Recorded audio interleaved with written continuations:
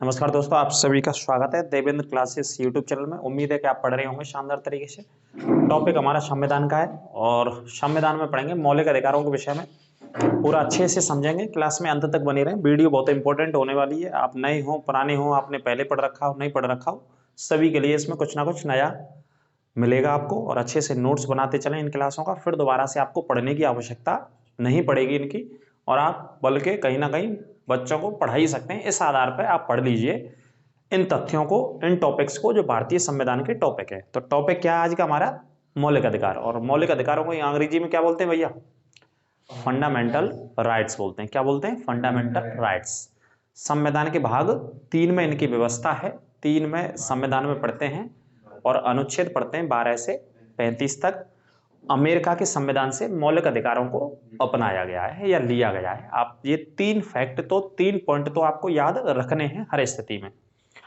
मौलिक अधिकार भारतीय संविधान में उल्लेख है इनका, और भारतीय संविधान में जो संशोधन होता है उसी विधि से संशोधन ही इनमें किया जा सकता है। हालांकि मूल ढांचे में कोई परिवर्तन भी नहीं हो सकता। ये 1973 के बाद में दे रखा है केशवानंद भारती वाले में, उसे भी समझाएंगे। लेकिन सबसे पहला प्रश्न उठता है कि मौलिक अधिकार है क्या? तो देखो, मौलिक अधिकार व्यक्ति के विकास के लिए, भारत की बात कर रहा हूं मैं, भारत के संविधान में व्यक्ति के प्रत्येक पक्ष के विकास के लिए उत्तरदायी है मौलिक अधिकार। बिना मौलिक अधिकारों के व्यक्ति का विकास संभव नहीं है। अथवा आप ऐसे समझ लो, बिना मौलिक अधिकारों के व्यक्ति का विकास नहीं हो सकता है। उन्हें मौलिक अधिकार कहा जाता है। कई प्रकार से इसकी परिभाषा हम दे सकते हैं। मौलिक अधिकार हमारे मूलभूत जो जीवन से जुड़ी हुई, हमारी जीवन को चलाने के लिए जिन चीजों की हमें आवश्यकता है, जैसे हम रोटी की बात करें, कपड़े की बात करें, मकान की बात करें, स्वास्थ्य की बात करें, प्रदूषण रहित वातावरण की बात करें, इन सभी की जो आवश्यकता हमारे जीवन को, पानी की बात करें, जल की बात करें, हम इन सभी की आवश्यकता है हमारे या किसी भी व्यक्ति के जीवन को चलाने के लिए, इन्हीं को मौलिक अधिकार कहते हैं। ये सब मौलिक अधिकारों के माध्यम से ही प्राप्त होते हैं।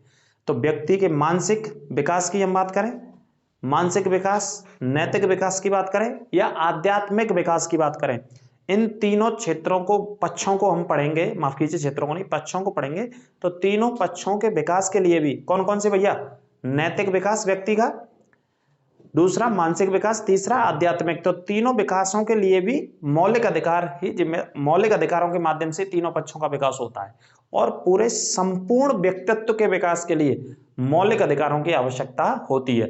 यदि संपूर्ण व्यक्तित्व का विकास रुक जाता है तो इसमें आप समझ लीजिए कहीं ना कहीं मौलिक अधिकार शामिल नहीं है। इसे बोलते हैं मौलिक अधिकार। ये मैंने जो आपको समझाया, इसे परिभाषा की नजर में भी आप लिख लीजिएगा। कई तरीके से मैंने कोशिश करी है। सबसे पहले इस क्लास में यही हम समझेंगे। पहला पार्ट है, इसका दूसरा पार्ट भी मैं आपको पढ़ाऊंगा। दूसरे पार्ट में उन चीजों को समझेंगे जो एग्जाम में आती रहती है रिपीटेड। लेकिन उससे पहले आप समझ लीजिए मौलिक अधिकार की आवश्यकता क्यों पड़ी और मौलिक अधिकारों को शामिल क्यों किया गया है ना भारतीय संविधान के भाग 3 में। तो देखो, कुछ डेफिनेशन है, इनको आप नोट कर लेना। तो टॉपिक हमारा मौलिक अधिकार और अंग्रेजी में फंडामेंटल राइट्स बोलते हैं। संविधान का भाग कौन सा है? 3 संविधान का भाग है और आर्टिकल है 12 से 35 तक। और कौन से देश से अपनाई गई है ये व्यवस्था? अमेरिका के संविधान से इनको अपनाया गया है। ठीक है। अगर प्रश्न आ जाता है कि सबसे पहले विश्व में मौलिक अधिकारों का इस्तेमाल, उल्लेख कहां पे किया गया? माफ कीजिए, विश्व में सबसे पहले मौलिक अधिकारों का उल्लेख ब्रिटेन में किया गया था लिखित रूप से 1215 में। ब्रिटेन के एक उस समय के सम्राट थे जॉन। ब्रिटेन के सम्राट जॉन के द्वारा लिखित रूप से 1215 की वर्ष में, ईस्वी में, मौलिक अधिकारों का उल्लेख ब्रिटेन के अंदर किया गया, इंग्लैंड के भीतर किया गया। 1215 की बात कर रहे हैं। और उस समय 1206, 10, 15 की बात करेंगे तो भारत में क्या स्थिति थी? भारत में एक वंश था जिसका नाम था गुलाम वंश। वो शासन कर रहा था भारत में उस समय, अगर तुलना करें तो इस वर्ष से। खैर, उस वर्ष को तुलना करने के लिए तो दुनिया के बहुत सारी वर्षों की कर सकते हैं हम, अलग अलग वर्षों में भारत को लेकर के। तो देखो, मौलिक अधिकार होता क्या है, आप परिभाषा लिख लीजिएगा। तो देखिए, मौलिक अधिकार उन अधिकारों को कहा जाता है, कौन से अधिकारों को कहा जाता है? जो व्यक्ति के जीवन के लिए कैसे होते हैं? अनिवार्य होने की वजह से संविधान द्वारा नागरिकों को प्रदान किए जाते हैं। ये एक परिभाषा है, लिख लेना। ये समझने के लिए परिभाषा आप नोट कर सकते हैं कि परिभाषा क्या है, डेफिनेशन क्या है मौलिक अधिकारों की, फंडामेंटल राइट्स की। फिर दोबारा से समझो, मौलिक अधिकार उन अधिकारों को कहा जाता है जो व्यक्ति के जीवन के लिए, समझ गए? व्यक्ति के किसके लिए भैया? व्यक्ति के जीवन के लिए अनिवार्य होने चाहिए। मौलिक अधिकार नहीं होंगे तो व्यक्ति के जीवन का विकास नहीं हो पाएगा, आप ऐसे भी समझ लो। इस वजह से संविधान द्वारा नागरिकों को, किसके द्वारा? संविधान द्वारा। मौलिक अधिकार हमें कहां से प्राप्त होते हैं? संविधान से प्राप्त होते हैं। किनको प्राप्त हो रहे हैं? नागरिकों को प्राप्त हो रहे हैं, नागरिकों को प्रदान किए गए हैं। ठीक है, इस पॉइंट को नोट कर लेना। जिनमें राज्य द्वारा हस्तक्षेप नहीं किया जा सकता है, यह भी नोट कर लेना। जिनमें कोई भी सरकार हस्तक्षेप नहीं कर सकती। कोई का मतलब है इनमें जो संघ सरकार होती है, हमारी भारत सरकार होती है, वो कोई हस्तक्षेप नहीं कर सकती है, मौलिक अधिकारों से कोई छेड़छाड़ नहीं कर सकती है। राज्य का मतलब भारत सरकार से है, केंद्र सरकार से है, क्योंकि संविधान में सरकार के लिए राज्य शब्द का इस्तेमाल होता है। ठीक है, राज्य द्वारा क्या नहीं कर सकते? मौलिक अधिकारों में कोई भी हस्तक्षेप नहीं किया जा सकता है। ये हो गई आपके लिए एक परिभाषा। सबसे पहले समझना है कि होता क्या है। आप यही समझ लेंगे तो कोई भी प्रश्न आपसे गलत नहीं होगा। आगे तो आप रटाएंगे, टेंशन मत लो। जैसे दुनिया रटाती है बहुत सारे यूट्यूब चैनल पे, मैं भी रटा दूंगा आपको। और आगे जब डिजिटल बोर्ड आएगा तो बड़ी स्पीड से चला करेगा डिजिटल बोर्ड पे तो क्लास, बहुत जबरदस्त तरीके से। ठीक है, चिंता ना करो, कोशिश में लगे। दूसरी परिभाषा ऐसे पढ़ लो इसे। ये ऐसे अधिकार हैं जो व्यक्तित्व के पूर्ण विकास के लिए, किसके लिए भैया? व्यक्तित्व के पूर्ण मतलब पूरा विकास, पूर्ण विकास के लिए आवश्यक हैं, जिनके बिना मनुष्य का पूर्ण विकास संभव नहीं है। ये दूसरी परिभाषा लिख लो। व्यक्तित्व के पूर्ण विकास के लिए मौलिक अधिकार आवश्यक हैं हमारे देश में, जिनके बिना व्यक्ति का विकास संभव नहीं है, या व्यक्ति का विकास अवरुद्ध हो जाएगा, या व्यक्ति का विकास रुक जाएगा, उन्हें मौलिक अधिकार कहते हैं। अगला देखिए, मौलिक अधिकार न्याय योग्य। एक एक लाइन रट लेना, एक एक लाइन लिख लेना, एक एक लाइन समझ लेना, दिमाग में उतार लेना। ठीक है, जिन्हें दिल में उतारना है वो दिल में भी उतारना, जिन्हें दिमाग में उतारना है वो दिमाग में भी उतारना। ठीक है, मास्टर ग्रंथि में उतार लेना। अपनी एक मास्टर ग्रंथि होती है, सर में होती है हमारे, जिसे पिट्यूटरी ग्रंथि भी बोलते हैं, मास्टर ग्रंथि भी बोलते हैं, पीयूष ग्रंथि भी बोलते हैं। उसी ग्रंथि के माध्यम से हम सोचते हैं, समझते हैं, लिखते हैं और पढ़ते हैं, उस मास्टर ग्रंथि में उतार लेना। ठीक है, तो मौलिक अधिकार कैसे होते हैं? न्याय योग्य होते हैं। कहने का मतलब इन्हें हम लागू करा सकते हैं सुप्रीम कोर्ट और हाई कोर्ट के द्वारा। न्यायालय इनको लागू कर सकता है, न्यायालय इन पर सुनवाई कर सकता है, न्यायालय में हम जा सकते हैं मौलिक अधिकारों को लेकर के। यदि सरकार कभी छेड़छाड़ करती है, कोई कानून ऐसा बनाती है जिससे व्यक्ति के मौलिक अधिकारों का हनन हो रहा है या उल्लंघन हो रहा है या अतिक्रमण कर रही है सरकार मौलिक अधिकारों पर, फंडामेंटल राइट्स पे, तो भारत का नागरिक कहाँ जा सकता है? भारत का नागरिक न्यायालय जा सकता है मौलिक अधिकारों को लागू कराने के लिए। तो क्या बोलते हैं इनको? इसी वजह से न्याय योग्य। न्याय का मतलब कोर्ट में जा सकते हैं, न्याय योग्य है मौलिक अधिकार। तो इन्हें लागू कराने के लिए हम कहाँ जा सकते हैं? सुप्रीम कोर्ट जा सकते हैं या हाई कोर्ट जा सकते हैं लागू कराने के लिए। ये पॉइंट आपको याद रखने हैं। आगे बात करते हैं, समाज के प्रत्येक व्यक्ति को समान रूप से ये प्रदान किए जाते हैं। ठीक है भाई, इसमें कोई भी भेदभाव नहीं है। प्रत्येक व्यक्ति को कैसे दिए जाएंगे? समान रूप से प्रदान किए जाते हैं, कोई भेदभाव नहीं मौलिक अधिकारों में भाई सब देने में। ठीक है, अगला पॉइंट, मौलिक अधिकार इसलिए कहते हैं कि इनका संविधान में क्या है? उल्लेख है। ये बड़ी कॉमन सी बात है, संविधान में तो उल्लेख है। और कौन से भाग में? भाग 3 में। तो मौलिक अधिकार नाम लिख दिया है ऐसे ही आपको। अगला पॉइंट, ये सब परिभाषाएं आप एक एक परिभाषा समझ लिए, जो आपके दिमाग में उतर जाए उस परिभाषा को नोट कीजिए। व्यक्ति के प्रत्येक पक्ष मतलब व्यक्ति का जो प्रत्येक पक्ष होता है, नैतिक विकास की बात करें या मानसिक की, है ना, प्रत्येक पक्ष के विकास के लिए आवश्यक होते हैं मौलिक अधिकार।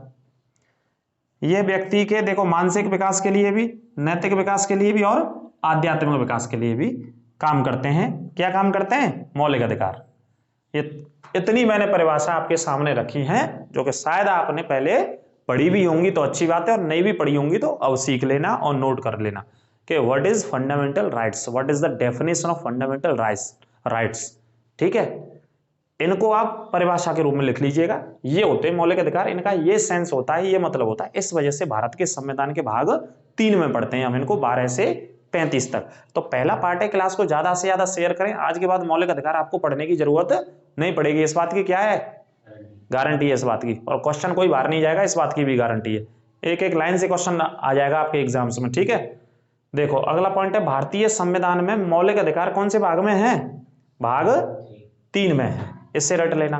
भाग 3 में है, जो कि भारत के संविधान में टोटल कितने भाग हैं? 22, उनमें से पहले भाग में संघ एवं राज्यों का क्षेत्र, दूसरे में नागरिकता और तीसरे में मौलिक अधिकार। तो अभी तीसरे भाग की हम चर्चा कर रहे हैं आराम से, मौलिक अधिकार हैं इसमें।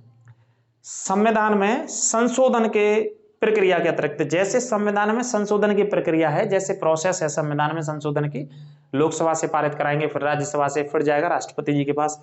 इस प्रक्रिया के अतिरिक्त, इसके अलावा इनमें कोई भी संशोधन नहीं किया जा सकता है। किन में नहीं किया जा सकता कोई भी संशोधन? मौलिक अधिकारों में। इस बात को नोट कर लेना, याद कर लेना, छाप लेना दिमाग में। हाँ, पॉइंट अगला, मौलिक अधिकार या मूल अधिकार भी कहते हैं इनको, का जन्मदाता वर्ष 1215 ईस्वी में इंग्लैंड के सम्राट जॉन के द्वारा इनको लिखित रूप से रखा गया था। कौन से सम्राट के द्वारा? जॉन सम्राट के द्वारा सबसे पहले। तो इस वजह से इंग्लैंड को इनका जन्मदाता कहा जाता है। इसी वजह से इंग्लैंड को इनका मैग्ना कार्टा भी कहा जाता है। कई बार प्रश्न आता है कि मौलिक अधिकारों का मैग्ना कार्टा किसे कहते हैं? Magna carta in the sense of कि दुनिया में जहां सबसे पहले मूल अधिकार या मौलिक अधिकार या फंडामेंटल राइट्स का उल्लेख किया गया, तो 1215 में इंग्लैंड में वहां के सम्राट जॉन के द्वारा इनका उल्लेख किया गया। ठीक है, इस वजह से मौलिक अधिकारों का मैग्ना कार्टा किसे बोलते हैं? इंग्लैंड को कहा जाता है 1215 वाली स्थिति के हिसाब से। मौलिक अधिकारों को हमने कौन से देश से अपनाया है? हमने कौन से देश से अपनाया? भारत ने कौन से देश से अपनाया है? अमेरिका के संविधान से मौलिक अधिकारों को अपनाया गया है। ठीक है, और मौलिक अधिकारों का जो उल्लेख है वो कहां से कहां तक है? 12 से 35 तक, अनुच्छेद 12 से 35, आर्टिकल 12 से 35 तक। नोट कर लेना, रट लेना, याद कर लेना। आगे बात करते हैं, भारत में सर्वप्रथम मौलिक अधिकारों की मांग कब की गई? भारत में सबसे पहले मूल अधिकारों की मांग तो 1895 में की गई थी स्वराज्य विधेयक के माध्यम से। इस स्वराज्य विधेयक को पारित करने का श्रेय जाता है बाल गंगाधर तिलक जी को जाता है, स्वराज्य विधेयक को पास करने का श्रेय। तो सबसे पहले मूल अधिकारों की मांग 1895 में स्वराज्य विधेयक के माध्यम से की गई थी। ये वो क्लास है, गागर में सागर क्लास है। आपने अलग अलग सोर्स से कहीं से भी पढ़ लिया हो, लेकिन ऐसा नहीं पढ़ा होगा, उम्मीद है, और पढ़ा होगा तो आपको डबल याद हो जाएगा। ठीक है, तो सबसे पहले उल्लेख कहां पे आता है? 1895। अब अगला पॉइंट, मोतीलाल नेहरू रिपोर्ट कब बनी? 1928 में। तो उन्होंने भी क्या का उल्लेख करते हैं अपनी रिपोर्ट में? ये मौलिक अधिकारों का उल्लेख किया था कि भारत के संविधान में जब संविधान के सिद्धांतों का निर्धारण किया, मोतीलाल नेहरू जी की समिति ने अध्यक्षता ये कर रहे थे, 6 लोग और शामिल थे, टोटल 7 लोग थे। Lord Birkenhead secretary of House of Commons शायद, या लॉर्ड्स ऑफ हाउस का सेक्रेटरी था वो, उसने चुनौती दी थी कि भारत के लिए आप एक संविधान का निर्माण कीजिए। तो उस चुनौती को अपनाया, स्वीकार किया मोतीलाल नेहरू जी ने, और 7 लोगों के साथ 28 अगस्त 1928 को संविधान के सिद्धांतों का निर्धारण किया। उसमें संघ सरकार की बात करी, उसमें नागरिकता की बात करी, उसमें मौलिक अधिकारों की बात करी थी मोतीलाल नेहरू जी की समिति ने। ठीक है, तो इसी में से ये मौलिक अधिकारों वाला पॉइंट है। आगे देखो भैया, वर्तमान में मौलिक अधिकारों की संख्या कितनी है? 6। इसे रट लेना। मौलिक अधिकार संविधान में कितने हैं? 6 हैं मौलिक अधिकार। बताएंगे कौन कौन से। मौलिक अधिकारों में संशोधन मात्र एक बार हुआ है, मात्र एक बार। 1978 में 44वां संविधान संशोधन था, 1978 में। इसी को रट लेना। पूछा जाता है कि मौलिक अधिकारों में अभी तक कितनी बार संशोधन किया जा चुका है, तो सिर्फ एक बार संशोधन हुआ है मौलिक अधिकारों में, वर्ष 1978 थी, और संशोधन कौन सा था? 44वां। इसमें संपत्ति के अधिकार को मौलिक अधिकारों से हटा करके एक अलग भाग में जोड़ दिया गया, आर्टिकल 300A में जोड़ दिया गया था। यह संशोधन हुआ था फंडामेंटल राइट्स में, अभी तक एक बार संशोधन हुआ है। ठीक है, अच्छे से नोट कर लेना।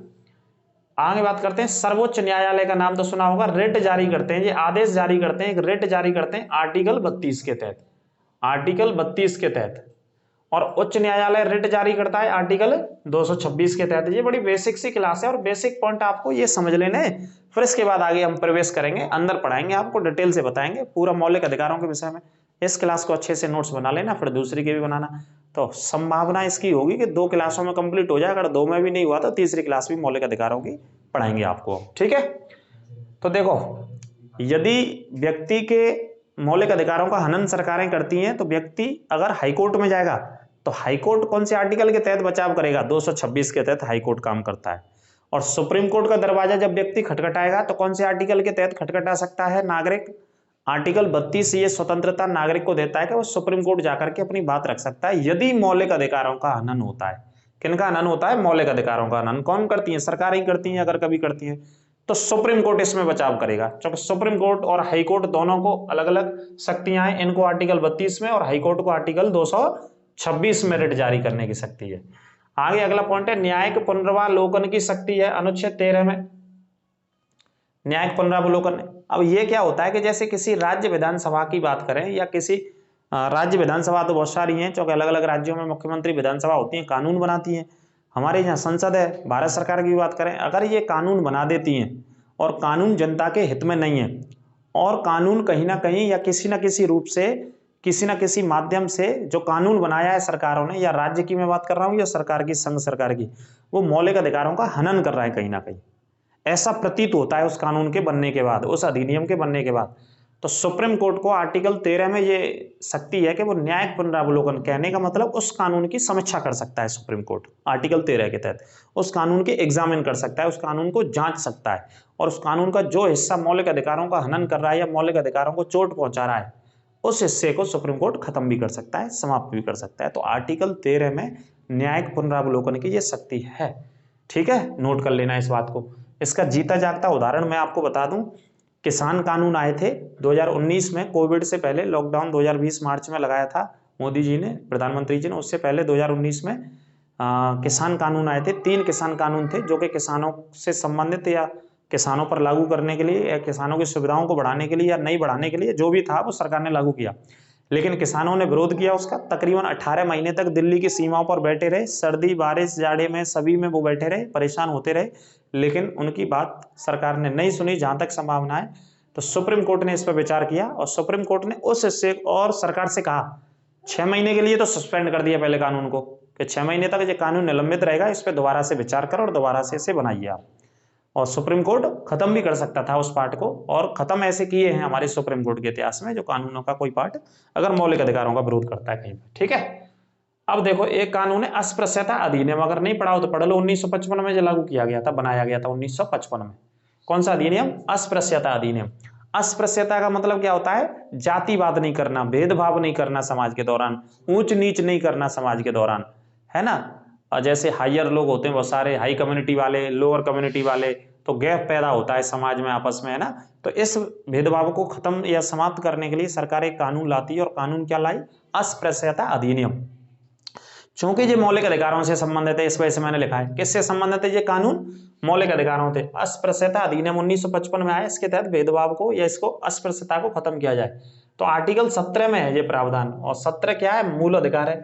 इसे अगली क्लास में हम बताएंगे, फिर भी मैं आपको बता दे रहा हूं। आपसे प्रश्न पूछा जाए कि भाई ये बताइए कौन से संविधान के अनुच्छेद में अस्पृश्यता को समाप्त किया गया है, शब्द यही लिख करके आएगा एग्जाम में, तो अनुच्छेद 17 में।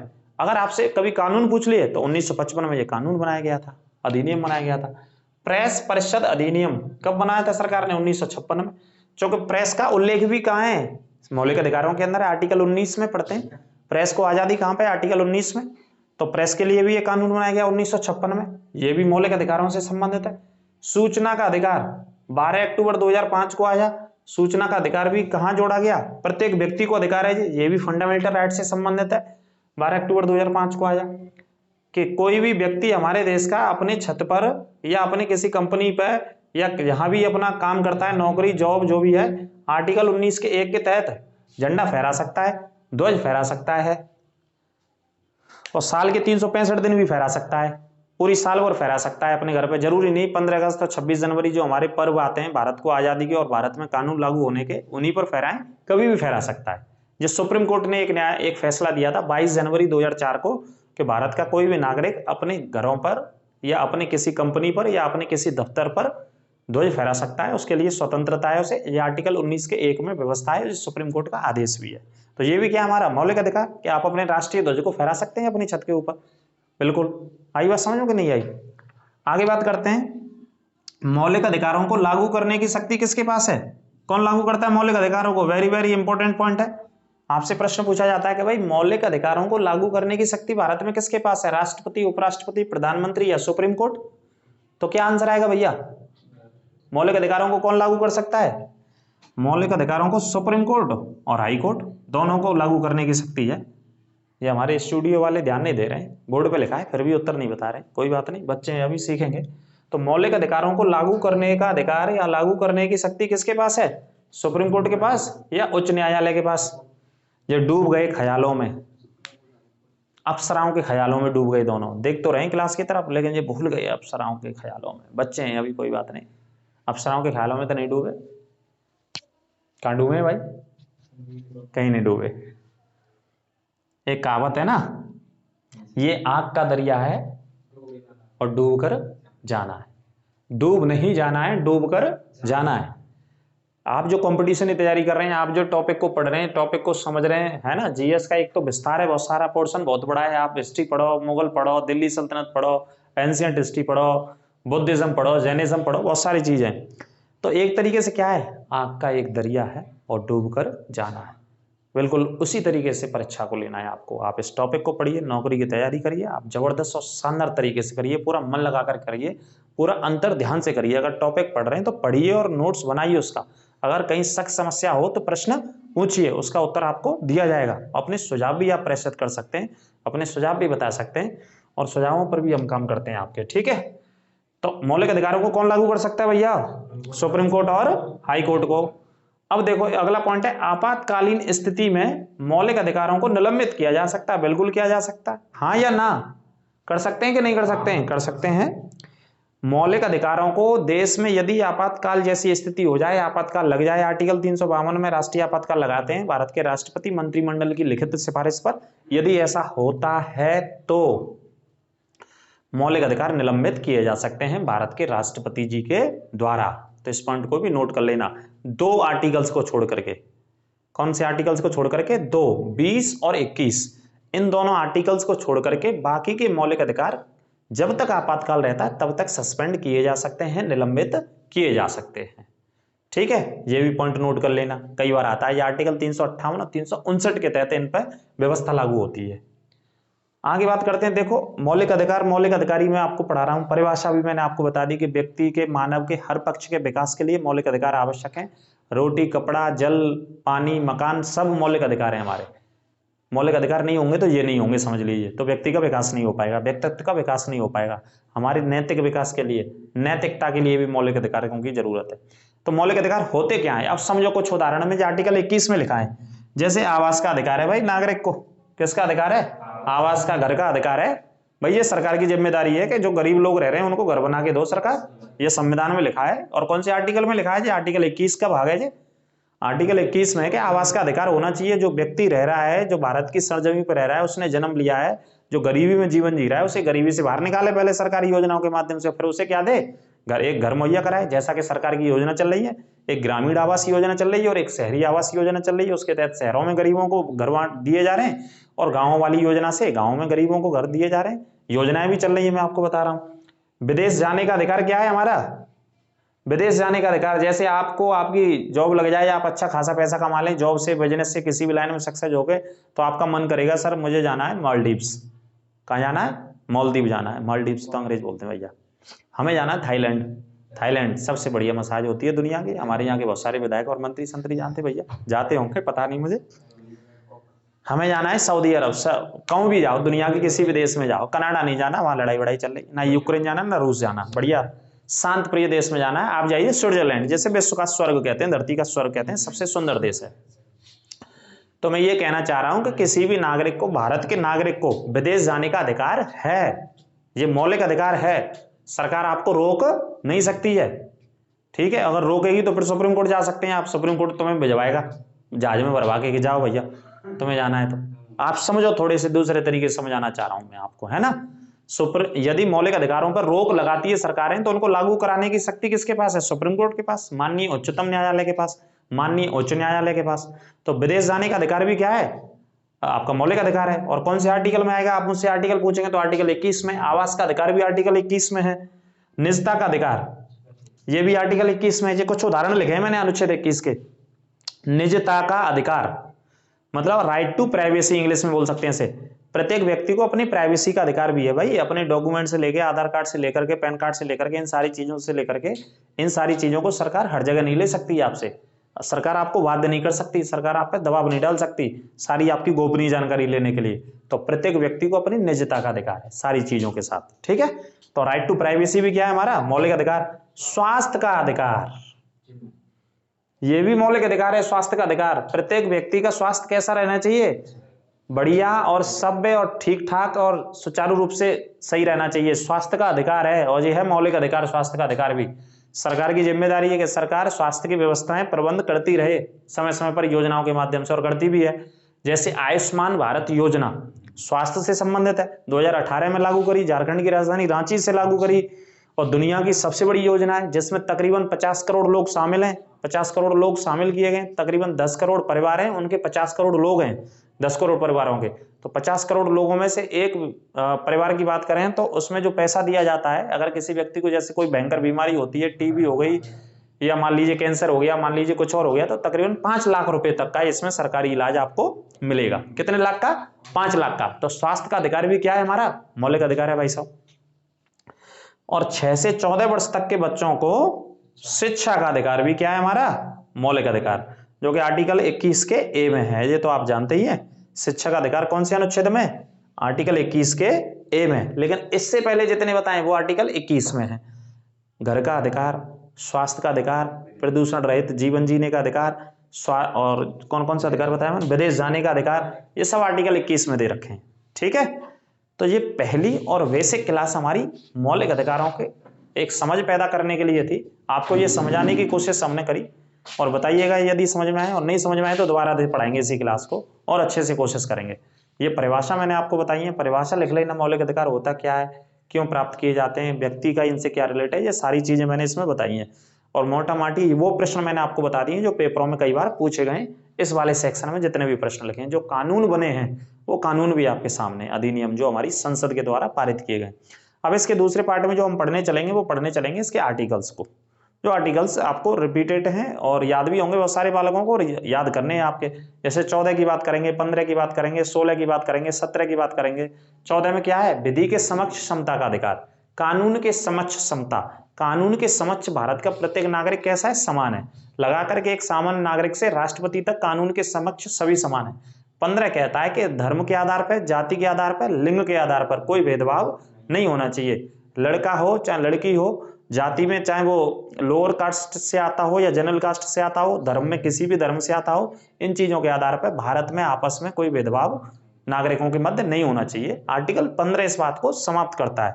16 लोक नियोजन की बात करता है। लोक नियोजन बोले तो सरकारी नौकरी समान रूप से मिलनी चाहिए, ये सरकार की जिम्मेदारी है, सभी लोगों को समान रूप से मिलनी चाहिए। इसमें आर्टिकल 16 में लिखा है लोक नियोजन के विषय में अवसरों की समानता। अवसर मतलब चांस, मतलब जो पदों में चांस मिलते हैं, ठीक है। 17 कहता है अस्पृश्यता, भाई जातिवाद नहीं होना चाहिए, छुआछूत नहीं होना चाहिए, इसके लिए कानून भी बना 1955 में।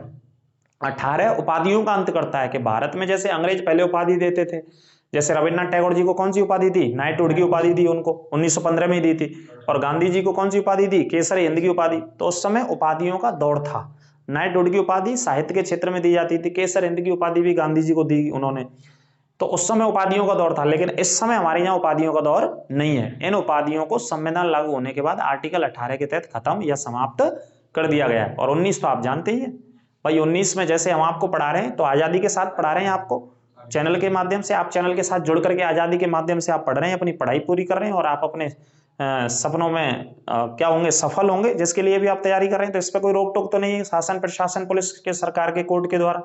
तो आर्टिकल 19 कहता है प्रत्येक नागरिक को आजादी है हमारे देश में। और आजादी कितने प्रकार की है, 6 प्रकार की आजादी है। उसमें सबसे पहली आजादी कौन सी, अभिव्यक्ति की आजादी, व्यक्ति अपने विचार रख सकता है, ठीक है, ये वाली आजादी है। इन सभी अनुच्छेदों को हम चर्चा करने चलेंगे भाग 2 में, क्योंकि ये पहला भाग है मौलिक अधिकारों का। क्लास कैसी लगी कमेंट करके अवश्य बताएं। अपने जो भी सुझाव है वो भी बताएं, अगर नहीं समझ में आया है तो उसे भी बताएं, फिर दोबारा से हम आपको कोशिश करेंगे पढ़ाने की। और संविधान की इसी तरीके से डिटेल्स में पूरी क्लास चलेंगी, और आपको दोबारा से कहीं किसी किताब से भी किसी नोट से पढ़ने की आवश्यकता नहीं होगी। आप यहाँ से नोट्स बनाते चलिए। पूरी जीएस का पूरा मिश्रण आपको जबरदस्त दिया जाएगा। क्या दिया जाएगा, पूरा मिश्रण दिया जाएगा जबरदस्त, जिससे कि आपको कहीं दुनिया की किसी भी किताब से या किसी भी चैनल से पढ़ने की आवश्यकता नहीं होगी। और वो भी पूरा फ्री ऑफ कॉस्ट, आपको निःशुल्क ये सेवा पूरी प्रदान की जा रही है। चैनल के साथ जुड़े रहें और ज़्यादा से ज़्यादा शेयर करते रहें, लाइक करना ना भूलें, और यदि चैनल पे आप हमारे साथ नहीं जुड़ते हैं तो चैनल को क्या करें भाई साहब, सब्सक्राइब अवश्य करें और बेल आइकन दबाना ना भूलें। और अपने स्वास्थ्य का विशेष ख्याल रखें, और बार बार हम कहते हैं स्वास्थ्य का ख्याल रखें। इसी स्वास्थ्य के क्रम में हम जब भाग 4 पढ़ेंगे, नीति निर्देशक सिद्धांत पढ़ेंगे, तो उसमें स्वास्थ्य भी आएगा। वैसे स्वास्थ्य हमने पढ़ाया भी है, और स्वास्थ्य का अधिकार है। स्वास्थ्य का अधिकार प्रत्येक नागरिक को स्वास्थ्य का अधिकार, और ये क्या है, हमारा मौलिक अधिकार है। एक स्वास्थ्य वाली विषय आर्टिकल 47 में आएगा, जैसे पढ़ेंगे नीति निर्देशक सिद्धांतों में पढ़ेंगे हम। ठीक है, अपना ख्याल रखिए, मस्त रहिए, हंसते रहिए, खाते रहिए, पीते रहिए, और जुड़े रहिए देवेंद्र क्लासेस यूट्यूब चैनल के सभी के साथ। भगवान की असीम कृपा बनी रहे, राधा रानी की कृपा आपके ऊपर बनी रहे। इसी के साथ राधे राधे, सभी को नमस्कार।